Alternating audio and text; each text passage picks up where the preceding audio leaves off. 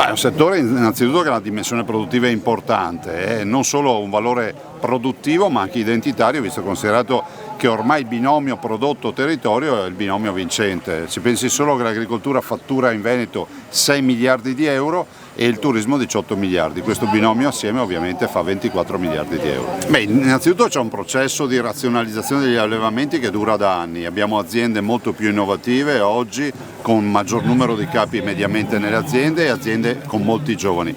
crescono ancora a due cifre in questo comparto. Dall'altro il tema energetico è un tema che pesa direttamente sui costi aziendali assieme a quello delle derrate alimentari, quindi delle materie prime, dove gli italiani, le aziende agricole italiane pagano le forniture ancora oggi il 20-30% in più rispetto ai partner europei. Anch'io sono meravigliato da quello che siamo riusciti a fare, devo solo ringraziare i nostri collaboratori per quello che sono riusciti a proporre. È sempre migliore, è sempre più importante. Quest'anno abbiamo gli stessi formaggi dell'anno scorso, qualcuno in più, ma soprattutto abbiamo tanta partecipazione da parte del Casus Italie e da parte del Casus Mondi. Abbiamo ascoltato il nostro presidente, il dottor Luca Zaia, il governatore Luca Zaia, e alla fine abbiamo capito che aprirci al mondo è importante, per cui abbiamo i bulgari, abbiamo i polacchi, abbiamo greci, abbiamo addirittura un premio ai migliori formaggi stranieri, però credo che la qualità paga. Noi ci accorgiamo che in Veneto abbiamo più richiesta di prodotto, materia prima, rispetto alle altre regioni. Le altre regioni hanno già abbassato tantissimo i prezzi, da noi siamo ancora sopra i 50 centesimi, è un sollievo per l'allevatore, anche se sarebbe ancora poco, però abbiamo visto che la qualità paga e i nostri trasformatori, i nostri produttori di formaggi vogliono la qualità veneta, per cui in qualche maniera riconoscono la nostra qualità. Siamo presenti oggi come da tanti anni qui a Casus Veneti e ormai possiamo dire che siamo più che degli sponsor, che è il termine che non mi piace tanto, siamo in realtà dei compagni di viaggio di questa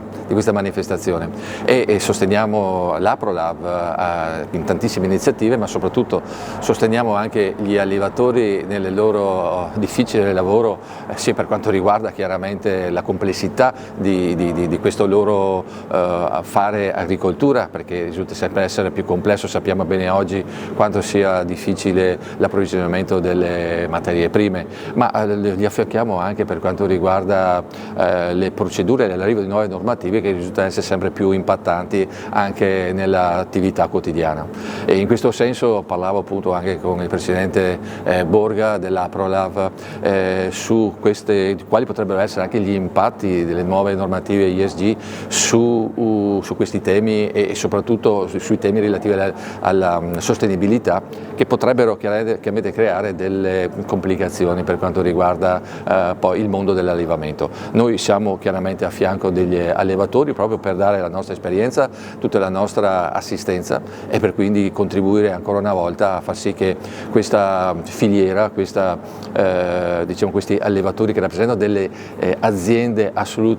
di grande valore possano continuare in questo solco di tradizione a portare sempre qui a Casus Veneti questi prodotti eccezionali e che tutti noi possiamo apprezzare con grande piacere.